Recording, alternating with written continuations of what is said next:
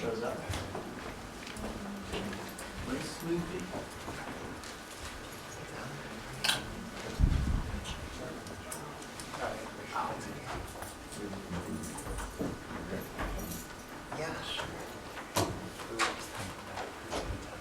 So those of you on the program who feel intense, like intensity, come to the seminar today. Tony Leonard from CALTECH. Fairly brief visit to the program. He's leaving at the end of the week, I think. Yes, afraid so. And but I'm very glad we've been able to fit him into the program on this special Wednesday. So over to you, Tony. Thank you, Keith. And thanks for having me for the couple of weeks. I appreciate it. And thank you for coming. This is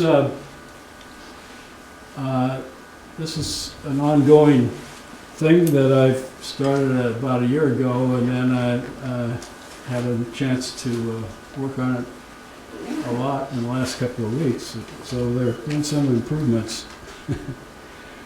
So we're going to look at structures with intense vorticity, and we're going to try to connect them with the distribution function of vorticity within this turbulence. So we're going to look at the density function for vorticity amplitudes, look at their high amplitude asymptotics.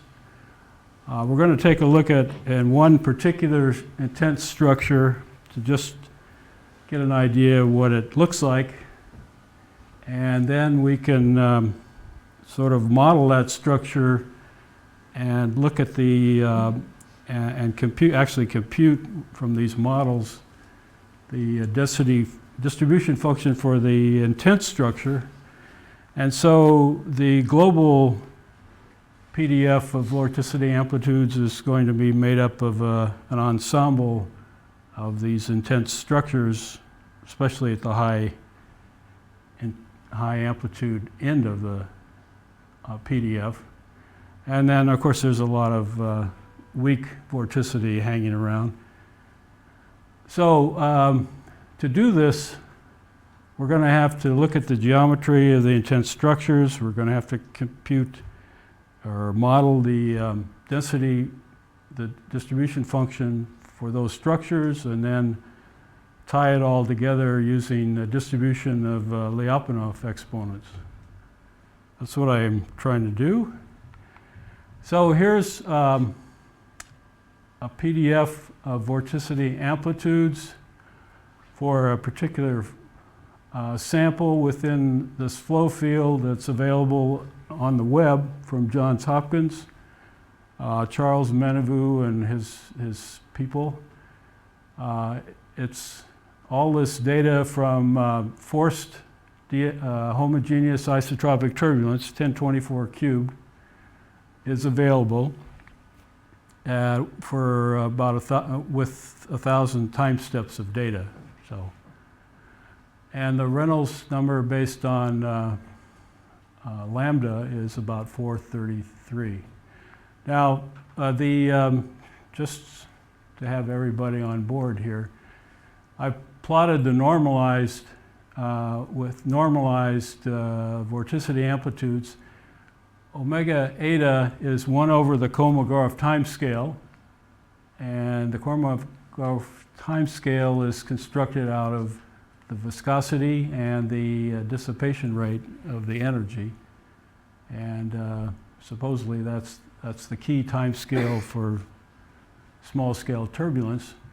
This particular sample is 17 million samples constructed out of 55 cube mesh using 100 time steps. Okay, so it doesn't. I think for the benefit of not all turbulence specialists here, if you just tell us the RE lambda, right, the square root of the sort of more conventional, let's say, Reynolds number. That's right. A more conventional Reynolds number would be approximately the square of this Reynolds number. Yeah. Right. So what is that? 200 50,000. So it's large. Right. Well, you see I've plotted this thing. I mean, it's a nice looking curve, and it looks like nothing really goes on after omega prime equals 5 or 6. But if you look at the log, now if we look at the log of the distribution,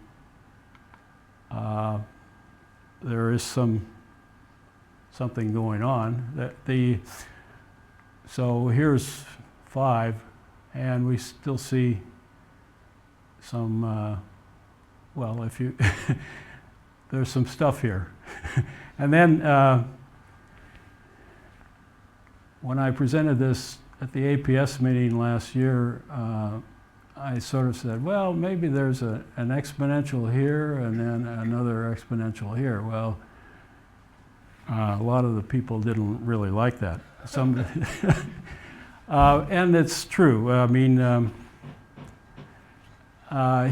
so that's 17 million samples, and if you do another 17 million samples in green, you get a different looking curve.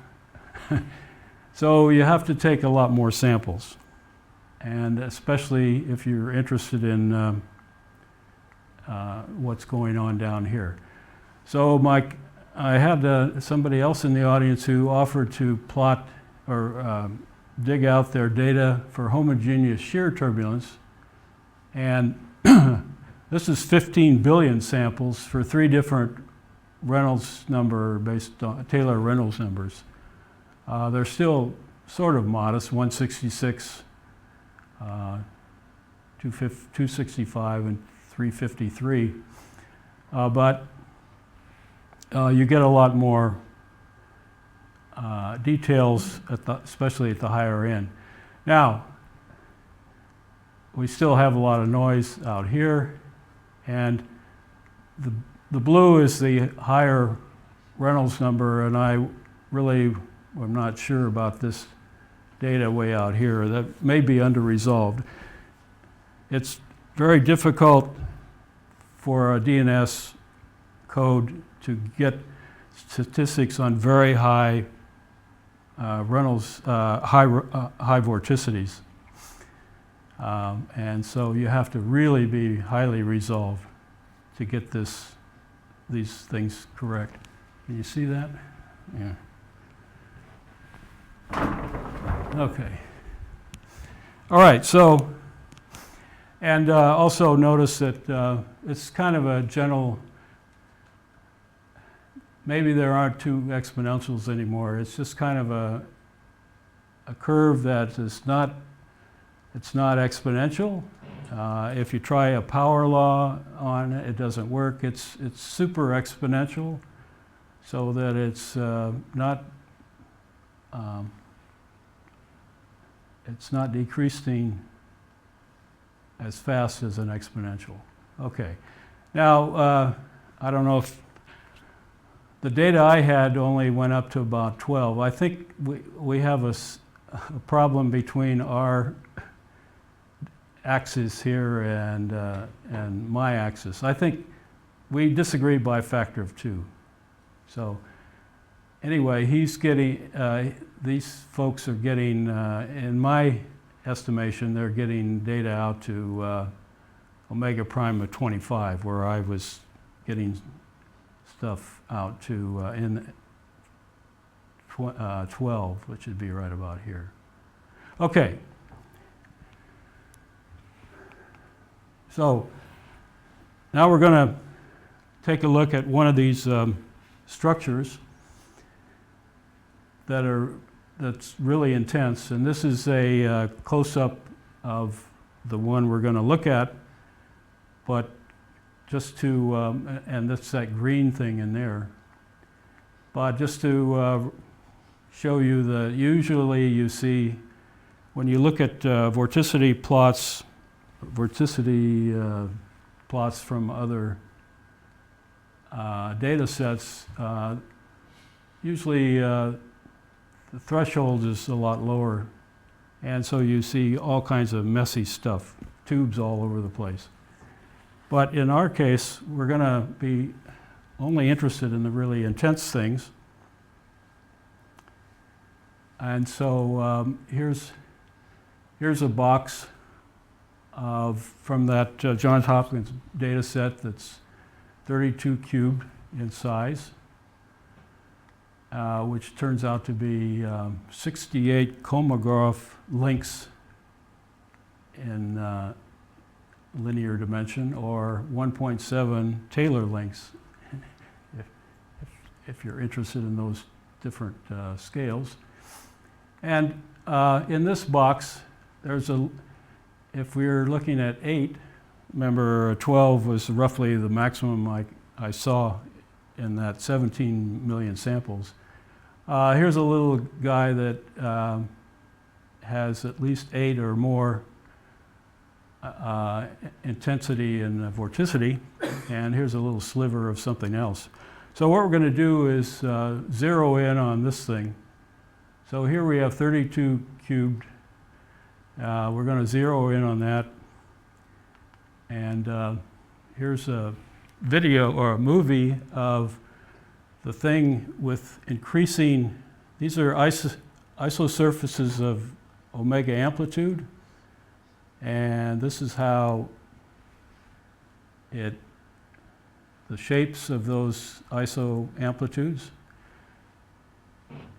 And it's kind of just a cigar-shaped thing, about ratio of 6 to 1 in length here to diameter.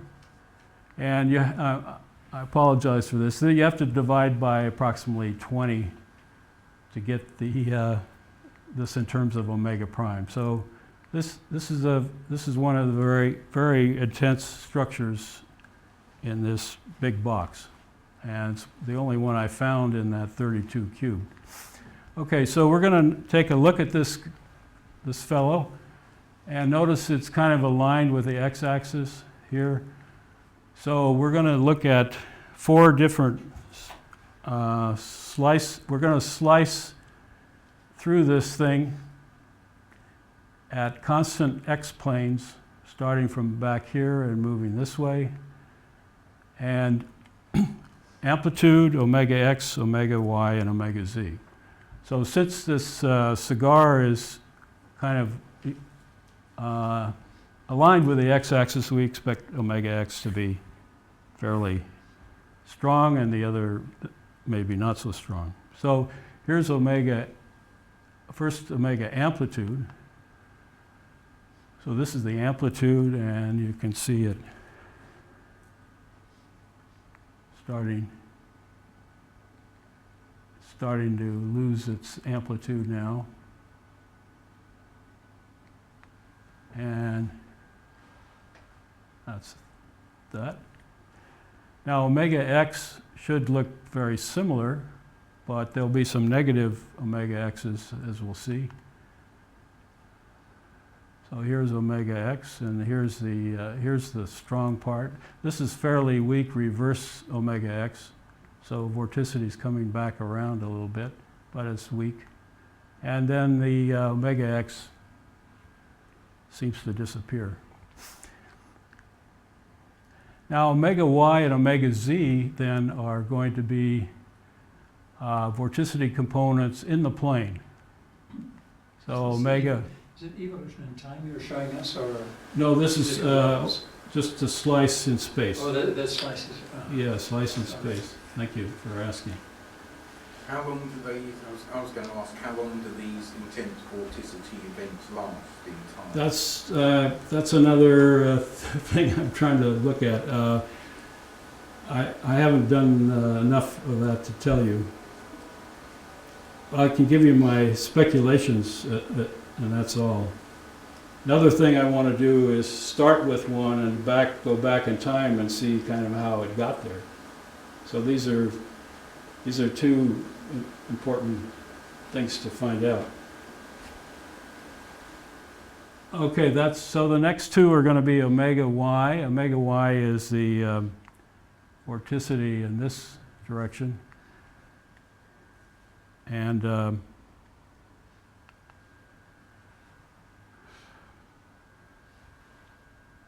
So there's some omega y going this way and an omega y going that way. So there's some indication of a little bit of omega y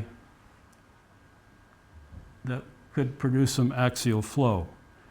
And you might expect some axial flow. It's not very strong.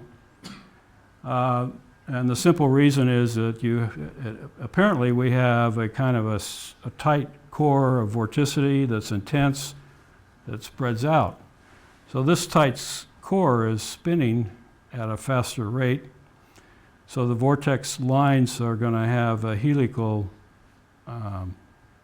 shape to them as they connect with the vortex lines that go out.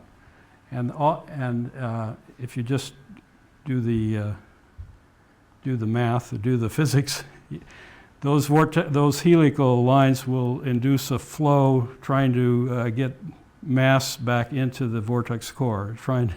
It's trying to keep the core from getting too tight. So there is a little bit of that. It's kind of weak.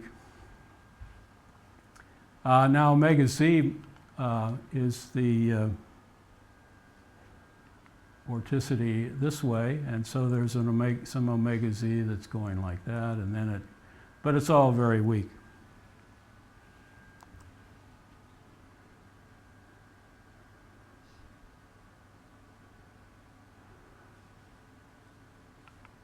Okay, so now we have to do a little bit of theory here. So now the question is, okay, you're going to be happy.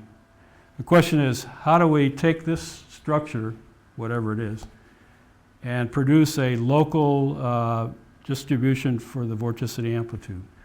And it turns out you can, for some simple models, you can get pretty far with that. So we have to add do a little more arithmetic here. So we're talking about the PDF for a single structure.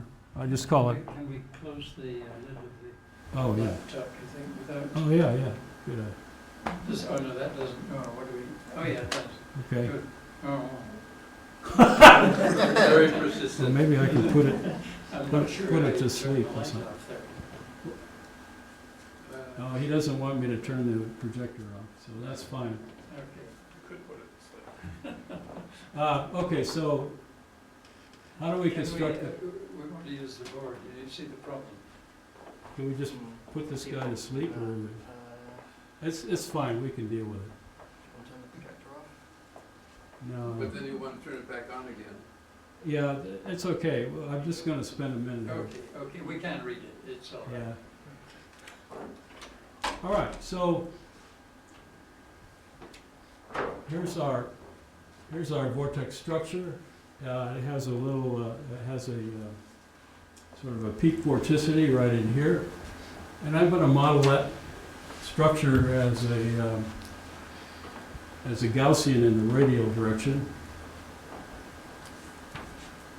How many grid points are across? Sorry? How many grid points are across the grid?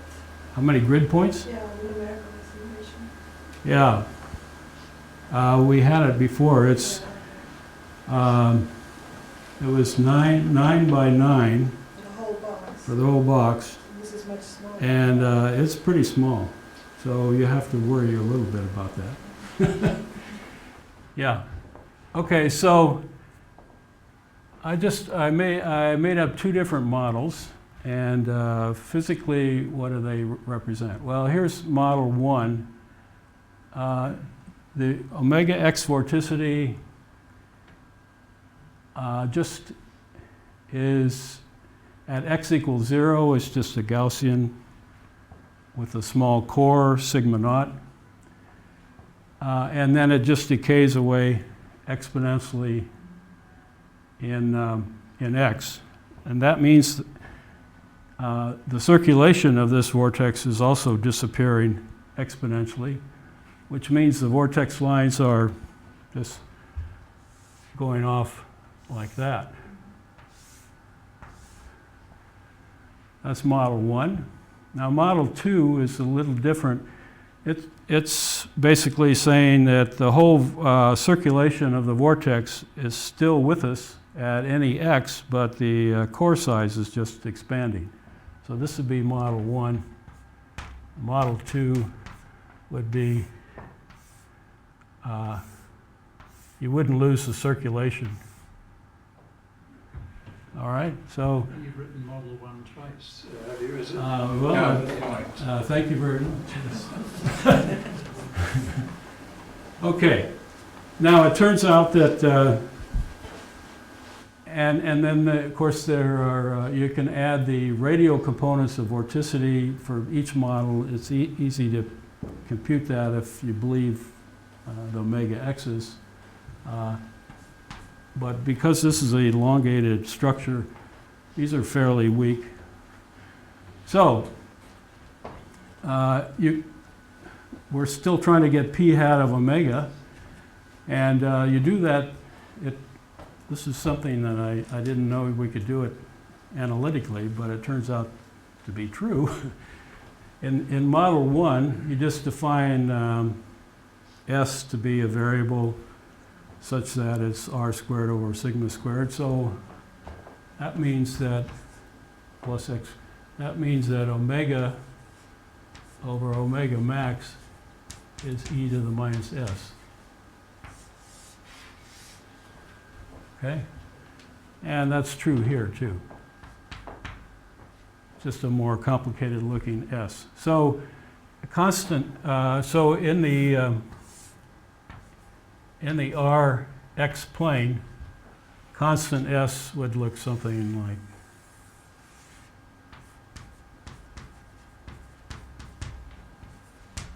whatever it is. Okay, so now we have to go from a probability density function in volume, which is uniform. So we're going to sample this volume that belongs to this structure, whatever it is, uniformly, V blob. So the density function for the volume is just unity. And then we can get a density function for S just by computing V of S,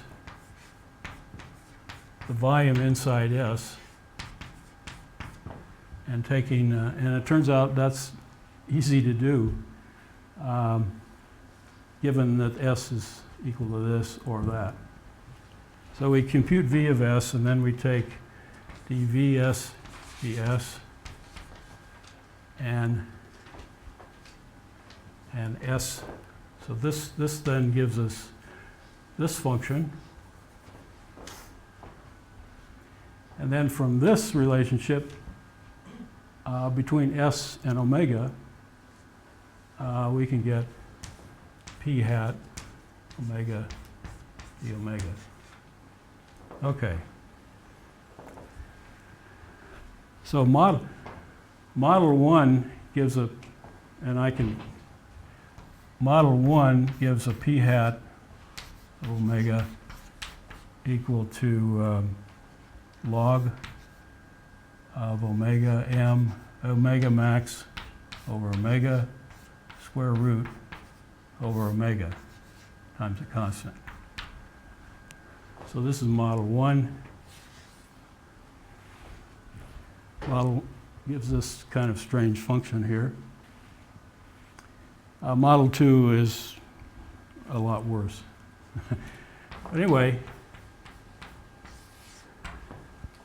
but you can write it down. So, any questions about that? So we can get, for these simple models, and then we can try it out on the data and see how we're doing. So we have 2 different models for the vorticity, and we get 2 different models for the density function for a single blob. Okay?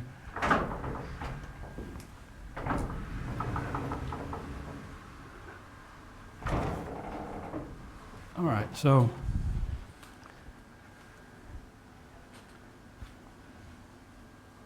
we get to see the movie again, okay.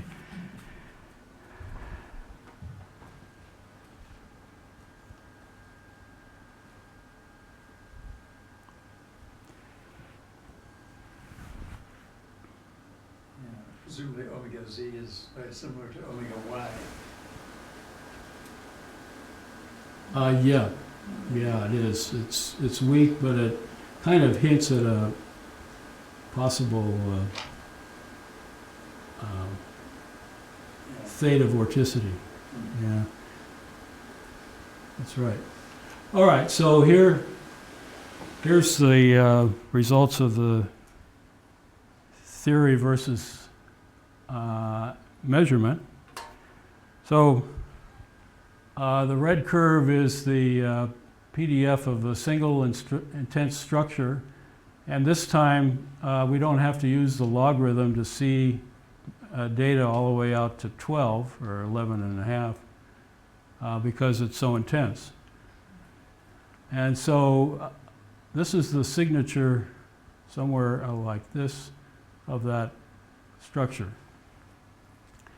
Now the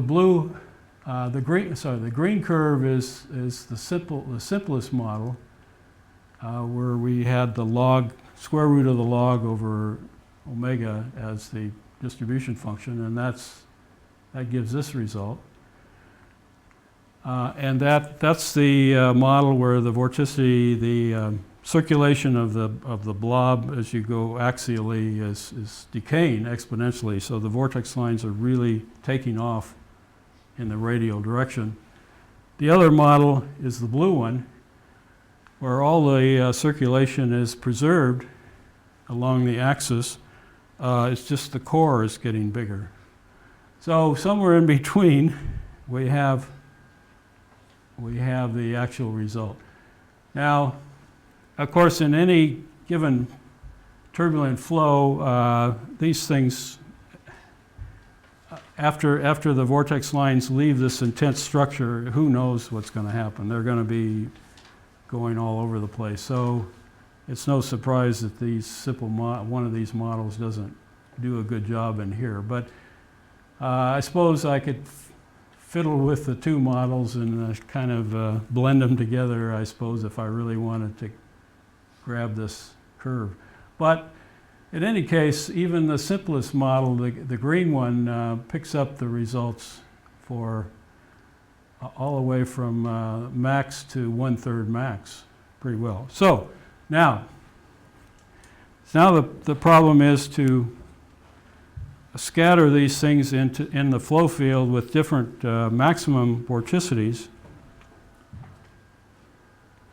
So we're going to have in any given full flow field, we're going to have a collection of these things with different maximum vorticities. This one has a max of around 11 and a half. So the question is, what is the density function of maximum vorticity elements? And so that we need to move on to the next part. So for that, we need to worry about the density function of stretching that goes on in the field. So how do these?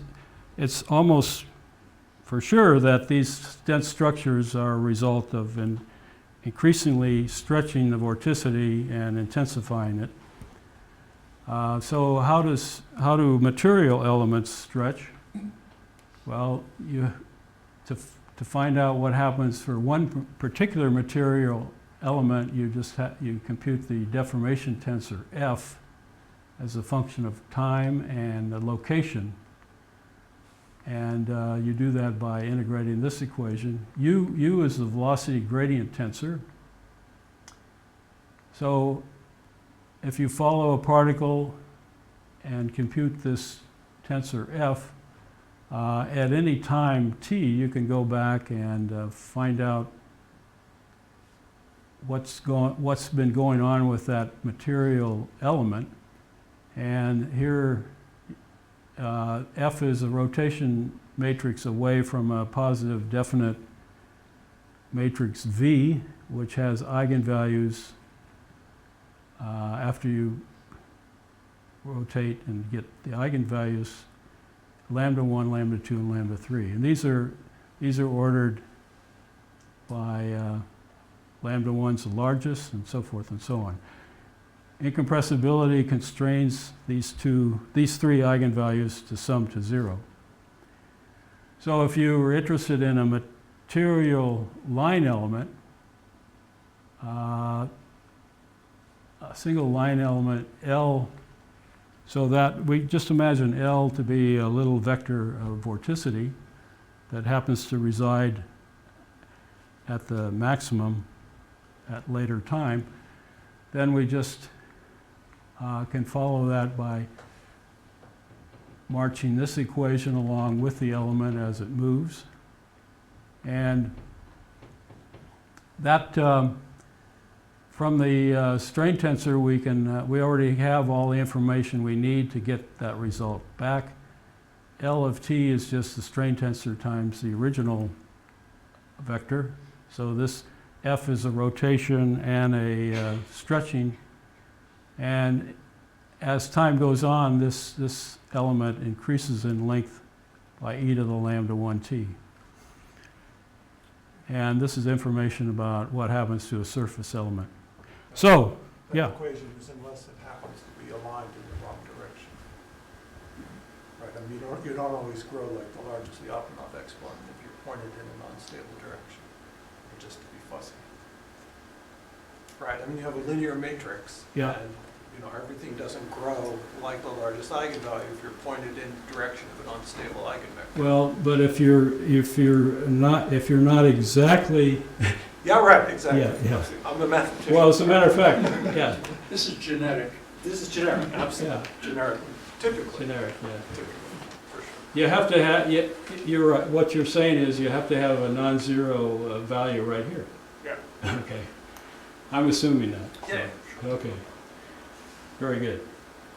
Okay, so the question is, these lambda 1s are very, as we'll see in a minute, they vary all over the place.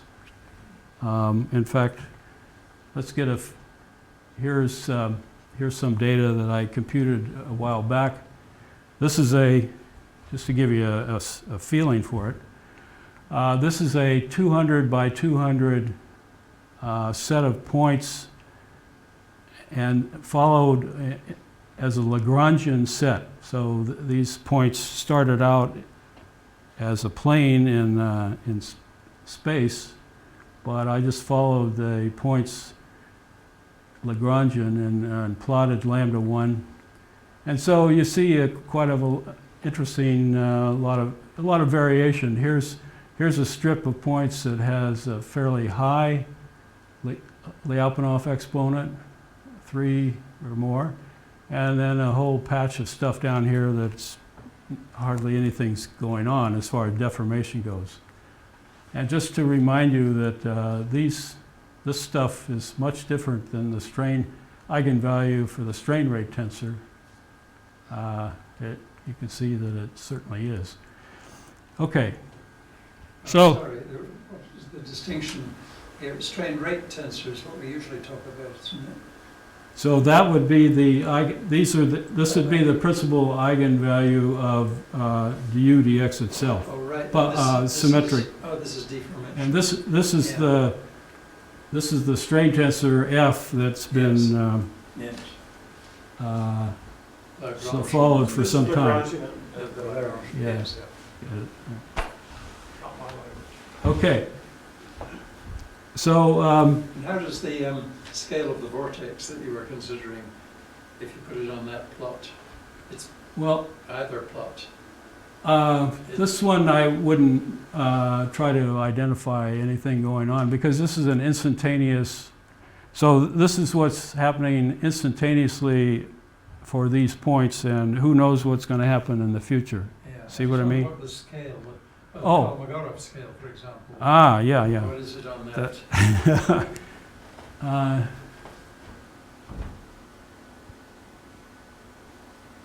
Yeah, Is I the number of boxes? this would be a 200, I think, I can't remember. That's a very good question.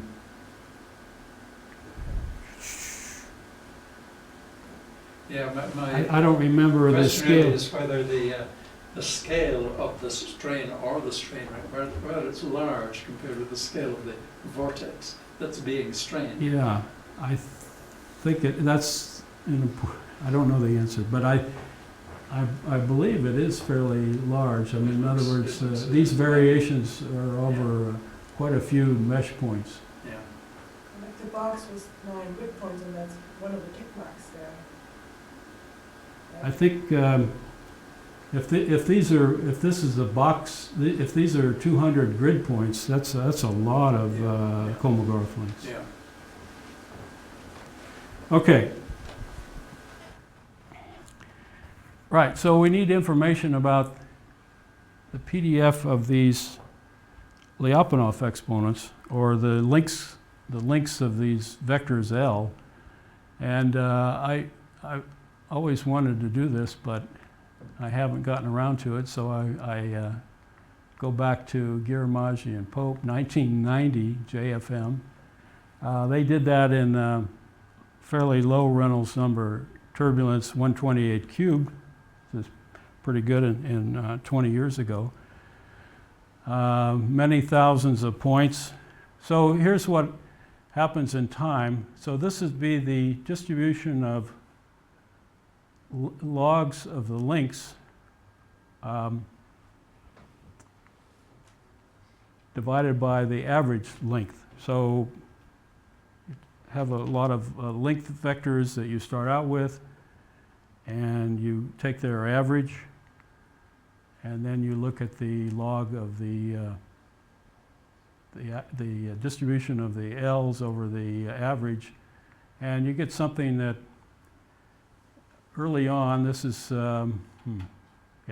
early time, you get kind of a narrow distribution, and then it broadens out, and so forth, and it broadens out in time. So this is the density function for this quantity. And it turns out that the growth rate,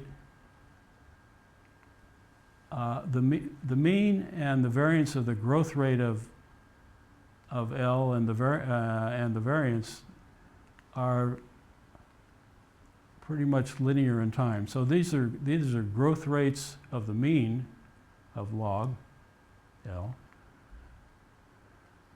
So the mean of log L is growing linearly in time, which is roughly the average Lyapunov exponent.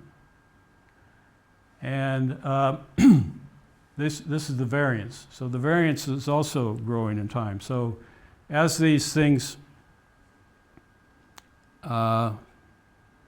start to apply the stretching and straining to all the various elements, you get more and more, higher and higher chances of getting even more extreme events. But if you replot all this data for all these different times, 5, 10, 15, 20, and so forth, using the variance of each at each time and the mean at each time, you get a pretty nice Gaussian. So here's, now we can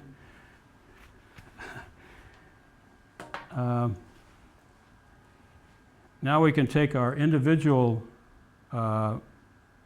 distribution functions for each intense blob and use this distribution function for maximum vorticity.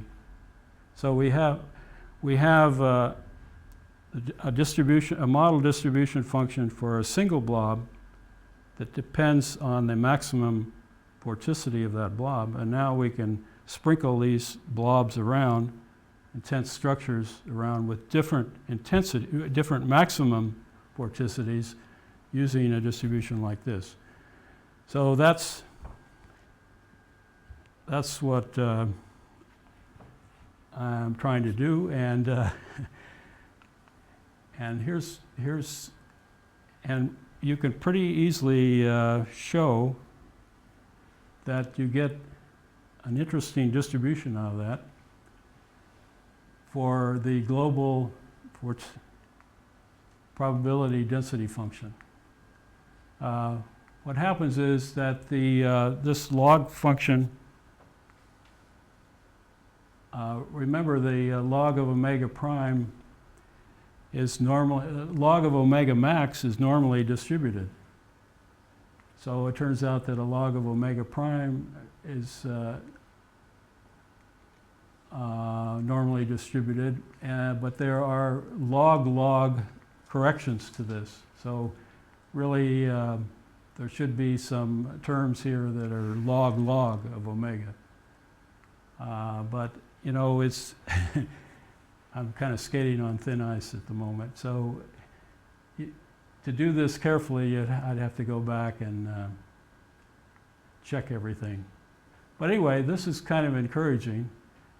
This is the homogeneous shear turbulence data from the 2048 cube simulations, the red. And the blue is just this very simple exponential of a log squared. Now, if you look at this, you can write this as kind of an interesting way. You can write this as log. You can take the exponential of one of these logs and get 1 over omega, and then 1 over omega has a log omega power law to it. So anyway, it's not unlikely that this is about right. That's my argument. So stay tuned. And so what have we done? We've looked at some intense vorticity structures. We've looked at one in particular that was kind of a cigar-shaped thing. And so we're interested in the distribution function for vorticity amplitude according to that local intense structure, and there are 2 model distributions that gave us 2 model PDFs for that single structure.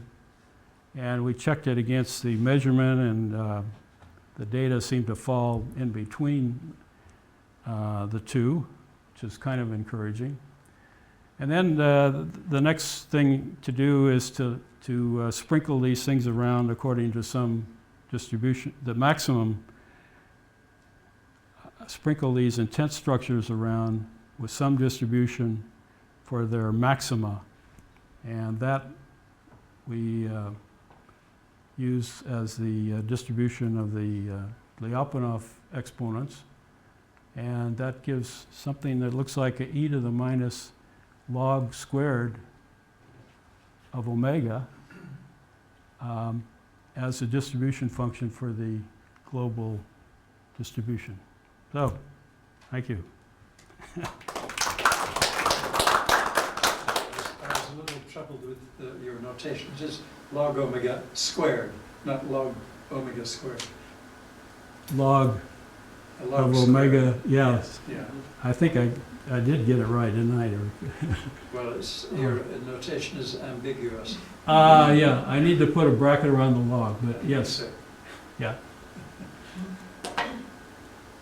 Log squared, yeah. So, yes. Which determines the tail,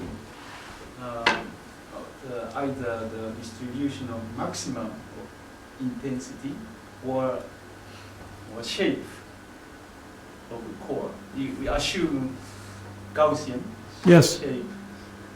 Gaussian shape is the assumption. Yes. And also there's you borrow from the DNS or something about the distribution maximum of intensity of vortices. Right. The which determine that tape, the shape of Well, the probability, I believe that the, which is more important. what happened here? Oops. Oh, I pushed the wrong button. Oh, well. The Gaussian shape is not important. Well, the Gaussian shape is not, turns out the Gaussian shape of a single doesn't seem to be very important. I think it would produce these correction terms log. That's what I believe. So essentially the distribution of maximum of That's the more important quantity in my mind, yeah. That, yeah. But you assume Gaussian. That's Well, close to that- Gaussian that's, until the three times of the that seems to be the fact, that the Lyapunov exponents are Gaussian distributed, yeah.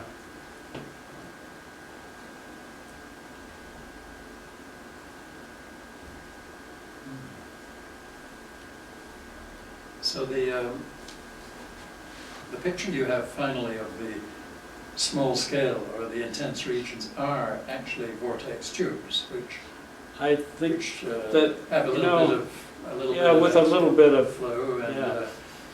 And then they're opening out in some way. just the few I've looked at, Which Right. actually, in a way, well, the vortex tube scenario is now quite well known, isn't it? yeah, Already I could trace it back way, to yeah. early. There's an early paper by Jimenez and Bergallo and Ray or somebody who looked at they call them worms, and I think those are just similar. They, again, JFL. We call them sinews. Well, and, I mean, it's not, that's not very exciting, I agree, but maybe that's it. Well, I think it is exciting, actually. I think it is. I mean, it's kind of nice, I thought, to try to tie all these things together. It's a nice, you might say almost a confirmation, if that is the case, that we're heading in the right direction as far as the smallest scales are concerned, to be thinking in terms of vortex tubes. I've seen people say, well, if there's an intense sheet, it'll probably roll up pretty fast and become a tube. Maybe that's true too. So, I don't know. And the tubes break down by vortex breakdown? Vortex breakdown, yeah. I think that these, you might see something like that if these, this helical structure got to be important. That would be, it'd be fun to find that if you could. But in some sense, these are short-lived, aren't they? some sense of what? These intense vortex structures, they're relatively short-lived, aren't they? Well, that's probably, it could be, because that's, my speculation is that to remain an intense structure, you have to keep stretching it because the viscosity is, and so if for some reason the stretching is kind of halted for a while, these things can just expand and then they get torn apart by other structures. So at least that's one way for these things to die. The other way, in 2D, people are very familiar with this, I think. In 2D, if you have a strong vortex and a weak one, they can rip apart the weak one. And, I suppose this could happen in 3D too. If you have a really intense guy and a not so intense guy, this could get torn apart. My feeling is that, I mean, if you look at one of these fine vortices, it's subject to the strain, the local strain, which is produced by every other vortex Right, in the field right, through Biot-Savart and then Right. differentiating right, Biot-Savart to get the strain. right. Now, so much depends on whether the time scale of that strain field is long, Right, whether it's quasi-steady yeah, to intensify that vortex, and also the length scale. It's right, the separation of scales. And it seems plausible that if the strain rate is the result of an average over many upper vortices, in fact, it's because it's a slowly converging integral when you work it out, that it will vary relatively slowly. right. That's my hope.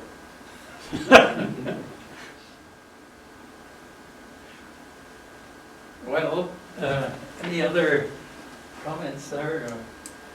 We resume tomorrow to hear Ken on polygons, polygonal vortices. No. You may be surprised. Okay. So now we can go for an early lunch. Thank you very much, Tony. Thank you.